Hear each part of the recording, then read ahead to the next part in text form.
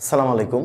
আজকে তোমাদের তিনটি সংখ্যার মধ্যে কোন সংখ্যাটি বড় বা ছোট এর অ্যালগরিদম ও ফ্লোচার্ট নিয়ে আলোচনা করব। আমাদের আজকে ধারাবাহিক ক্লাসে 2 নম্বর ক্লাস। প্রথম দেখো, আমাদের এই জায়গায় একটা চিত্র আছে। এই চিত্রটার নাম হচ্ছে শুরু এবং শেষ। এই চিত্রটার নাম হচ্ছে ইনপুট আউটপুট। এটা হচ্ছে শর্ত বা সিদ্ধান্ত, আর এটা হচ্ছে আউটপুট। এখন প্রথম কথা হচ্ছে, আমরা এই ফ্লোচার্টের প্রথমে শুরুতে এই জায়গায় লিখলাম হচ্ছে স্টার্ট। ওকে, স্টার্ট লিখলে শুরু করলাম। শুরু করার পরে প্রথম যে কাজটা হচ্ছে, আমরা তো বলছি এই জায়গায় দেখো ডাকের মধ্যে বলছে 3টি সংখ্যা। তার মানে 3টি সংখ্যা তো আমরা হচ্ছে অজানা রাশি। তার মানে অজানা রাশিকে আমরা কি ধরবো? অজানা রাশি হচ্ছে XYZ অথবা ABC। তাহলে চলো আমরা ধরে নিই হচ্ছে ইনপুট A, B, C। এখন প্রথম কথা হচ্ছে যে এই জায়গায় বলছে 3টি সংখ্যার মধ্যে কোন সংখ্যাটি বড় বা ছোট। আজকে বড়টা করব, ছোটটা তোমরা নিজেরা। তাহলে বড় চিহ্নটা হচ্ছে যে দেখো, আমরা চিহ্নের ক্ষেত্রে ব্যাস লাগে, এইটা হচ্ছে বড় চিহ্ন আর এটা হচ্ছে ছোট চিহ্ন। এই চিহ্নটাকে বলা হয় বড় আর এই চিহ্নটাকে বলা হয় ছোট। আর একটা জিনিস মনে রাখবা যে চিহ্নের পেটের মধ্যে সবসময় বড় সংখ্যা বসে। তাহলে প্রথম যদি আমাকে বলা হয় 3টা সংখ্যা, তার মানে আমি তো অজানা রাশি, আমি জানি না কোন সংখ্যাটি বড় হবে। আবার এই জায়গায় দেখো, খেয়াল করো, শর্ত দেওয়া হয়েছে 1টা 2টা 3টা শর্ত দেওয়া হয়েছে। আমরা ইচ্ছা করলে A greater than B লিখতে পারি, A greater than C লিখতে পারি, B greater than A লিখতে পারি, B greater than C লিখতে পারি, C greater than A, C greater than B লিখতে। আমি এই জায়গায় যে 6টা শর্ত লিখছি, এই 6টা শর্তের মধ্যে যে কোনো 3টা শর্ত আমি এই জায়গায় কটা শর্ত বসাবো স্যার? যে কোনো 3। এখন আমি দেখো কি লিখতেছি। প্রথমে লিখলাম হচ্ছে, এই জায়গায় লিখছি হচ্ছে A greater than B, এই জায়গায় লিখছি হচ্ছে A greater than C, আর এই জায়গায় লিখছি হচ্ছে B greater than।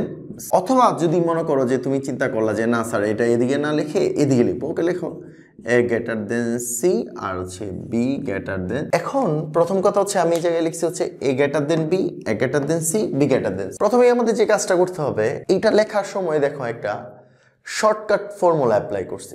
কি ফর্মুলাটা? কারণ হচ্ছে এই জায়গায় যদি জিনিসটা না বুঝো তাহলে বুঝবা না যে এটা কি বোঝা। আচ্ছা, এই জায়গায় বলতেছে B A greater than B, তার মানে হচ্ছে B অপেক্ষা A বড়। আর এই জায়গায় বলছে A greater than C, তার মানে C অপেক্ষা কে বড় স্যার? A বড়।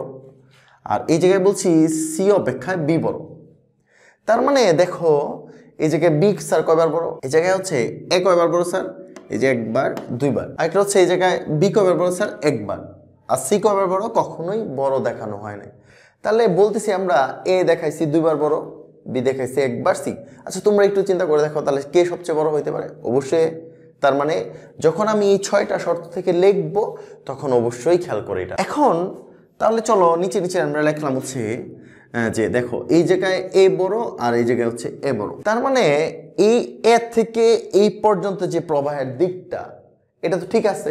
তুমি এই জায়গায় বলছো A বড়, এই জায়গায় বলতেছো A বড়, তার জন্য আমাকে লিখবো হচ্ছে S। প্রবাহের দিক ঠিক আছে। আবার এই জায়গায় লিখতেছি হচ্ছে B ছোট আর এই জায়গায় B বড়, তার মানে কি প্রবাহের দিকটা ঠিক আছে? খুব ভালো করে খেয়াল করো, এই জায়গায় হচ্ছে B ছোট আর এই জায়গায় B হচ্ছে কি স্যার? বড়।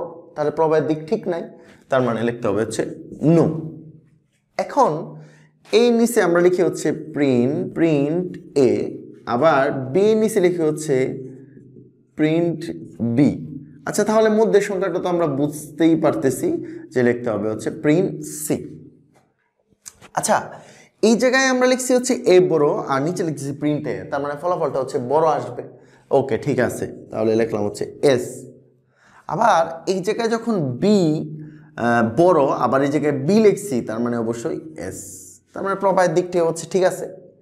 এখন খেয়াল করো, এই জায়গায় C কি স্যার? ছোট। আবার এই জায়গায় C কি স্যার? ছোট। তার মানে এই জায়গায় যদি C ছোট হয়, আবার এই জায়গায় লিখতেছি হচ্ছে C বড়, তাহলে আমাদের প্রবাহের দিক ঠিক নাই, তাহলে আমাকে লিখতে হবে হচ্ছে নো। আবার এই জায়গায় হচ্ছে C হচ্ছে ছোট, কিন্তু এই জায়গায় লিখছি C হচ্ছে বড়, তাহলে আমাকে লিখতে হবে নো। আবার খেয়াল করো, আবার রিপিট করতেছি, এই জায়গায় হচ্ছে A বড়, এই জায়গায় হচ্ছে A বড়, কারণ প্রবাহের দিক ঠিক আছে, এর জন্য লিখছি S। আর এই জায়গায় ফলাফলে প্রিন্ট A বলতে হচ্ছে বড় ছাপ লেখা হয়েছে, তার মানে হচ্ছে এই জায়গায় S। আবার এই জায়গায় B ছোট, এই জায়গায় হচ্ছে B ছোট আর এই জায়গায় হচ্ছে B বড়, তার মানে হচ্ছে এই জায়গায় জন্য লেখা হচ্ছে প্রবাহের দিক ঠিক নাই, তার জন্য নো। এই দেখো B এর নিচে আছে হচ্ছে প্রিন্ট B, তার মানে হচ্ছে আমরা বুঝতেছি ফলাফলটা অবশ্যই বড় হবে, কারণ যা ফলাফল আসবে সব বড়, কারণ বড়ের ফ্লোচার্ট করতেছি, তার মানে জায়গা হচ্ছে S। কিন্তু মধ্যে Cটাকে আমরা বড় বলছি, বাট দুই দিকের যে সত্য আসছে প্রবাহের চিত্রের মাধ্যমে, সেই সত্যে দেখা যাচ্ছে এটা বড় না। এই জায়গায় সি ছোট, তার জন্য লিখছি নো। এই জায়গায় সি ছোট, তার জন্য লিখছি নো। তার মানে অবশেষে হচ্ছে এই জায়গায় আমরা লিখবো হচ্ছে এটা হচ্ছে শেষ, তার মানে হচ্ছে এন্ড। এই হচ্ছে তোমাদের হচ্ছে তিনটি সংখ্যার মধ্যে কোন সংখ্যাটি বড়ের ফ্লোচার্ট নির্ণয়। বড় যদি বলা হয় ছোট ফ্লোচার্ট নির্ণয় করতে, তাহলে কি করবা? তাহলে যে কাজটা করতে হবে তোমাদের, লেস দেন আছে, গ্রেটার দেন চিহ্ন আছে, এটাকে লেস দেন দিয়ে দিবা। এটা গ্রেটার দেন চিহ্ন আছে, লেস দেন দিবা। এটা গ্রেটার দেন চিহ্ন আছে, কি দিবা? Less than. আর বাকি যা আছে সব ঠিক থাকবে। ওকে, আশা করি বুঝতে পারছো। এখন আসো ফ্লোচার্টের অ্যালগরিদম নিয়ে একটু ব্যাখ্যা দেওয়ার চেষ্টা করি। আচ্ছা, প্রথম দেখো, প্রথম যে অংশটা লিখে রাখছি আমি, এটা হচ্ছে প্রথম শুরু। ওকে ফাইন, স্টার্ট করলাম, শুরু করলাম। 2 নম্বরের অংশ দেখো, আমরা লিখছিলাম হচ্ছে এ বি সি, তাই তো? তাহলে এ বি সির মান কি? গ্রহণ লিখছিলাম না? তার মানে ইনপুট মানে কি? গ্রহণ করা। তাহলে যে লিখছি হচ্ছে এ বি সি এর মান গ্রহণ। ওকে, এখন খেয়াল করো, ই এ আর ই এ কোন কোন সংখ্যার সাথে তুলনা করছি স্যার? বি আর সি এর সাথে তুলনা করছি। যেহেতু বি আর সি এর সাথে তুলনা করছি, তার জন্য আমি লিখছি এই জায়গায় প্রথম সংখ্যাটি কি দ্বিতীয় তৃতীয় সংখ্যা অপেক্ষা বড়। হ্যাঁ, আমরা তো তুলনা করছি হচ্ছে এই যে দ্বিতীয় আর তৃতীয় নম্বর সংখ্যার সাথে তুলনা করছি। তার মানে এর জন্য লিখছি প্রথম সংখ্যাটি কি দ্বিতীয় তৃতীয় সংখ্যা অপেক্ষা বড়। তোমরা কি পাইছো উত্তরটা? অবশ্যই প্রথম সংখ্যাটি বড়। তার জন্য ক দিয়ে লিখছি হ্যাঁ, প্রথম সংখ্যাটি বড়। এখন পরে কথা আসো, এই জায়গায় একটা ওয়ার্ড লিখছি হচ্ছে না। নো কেন লিখছি? খুব ভালো করে বুঝবা যে গ্রেটার দেন অথবা লেস দেন চিহ্নের ক্ষেত্রে যে বিষয়টা হয়, হয় কখনো সত্য হবে, কখনো মিথ্যা হবে। এর জন্য না অপশানটা তোমাকে রাখতে হবে। কেন? কারণ তোমার বিকল্প আরও কতগুলো 3টা অপশান আছে, এটাও তো হইতে পারে, যেহেতু আমি ফ্লোচার্ট রচনা করতেছি। পরে অংশটা দেখো, বিটা শুধু কার সাথে তুলনা হয়েছে? 3 নম্বর সংখ্যার সাথে তুলনা হয়েছে। তার মানে লিখছি দ্বিতীয় সংখ্যাটি তৃতীয় সংখ্যা অপেক্ষায় বড়। কি পাইছো? 3 নম্বর সংখ্যা বি, দ্বিতীয় সংখ্যাটি বড় না? তাহলে লিখছি হচ্ছে ক হ্যাঁ, আমরা লিখছি হচ্ছে দ্বিতীয় সংখ্যাটি বড়। এখন আসো, লাস্ট হচ্ছে খ বড়, তাহলে খ হচ্ছে না লিখবো আমরা। এখন শেষেরটা দেখো, আমরা লিখছি হচ্ছে ধাপ 5 5ম নম্বর সি অপশানটা। মনে রাখবা ফ্লোচার্টের মধ্যে যা দেওয়া থাকবে তাই তোমাকে অ্যান্সার করতে হবে। মনে রাখবা ফ্লোচার্টের মধ্যে তোমাকে যা দেওয়া থাকবে সবগুলো তোমাকে অবশ্যই অ্যালগরিদমে লিখতে হবে।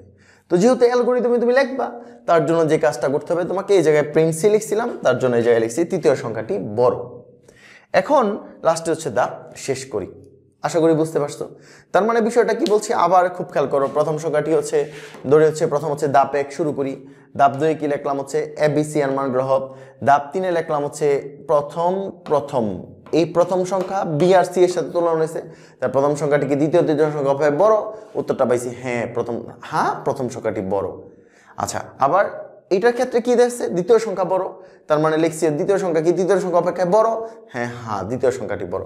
আর লাস্টে হচ্ছে ফলাফল আকারে লিখছি। এই হচ্ছে তোমাদের 3টি সংখ্যার মধ্যে কোন সংখ্যাটি বড় এবং ছোট এর ফ্লোচার্ট এবং অ্যালগরিদম। আশা করি তোমরা খুব ভালো করে বুঝতে পারছো। যদি এই বিষয়ে তোমাদের কোনো কমেন্টস থাকে, বুঝতে কোনো সমস্যা হয়, তাহলে আমাকে অবশ্যই কমেন্টস করে জানাবা এবং আমার সাথে থ্যাংক ইউ।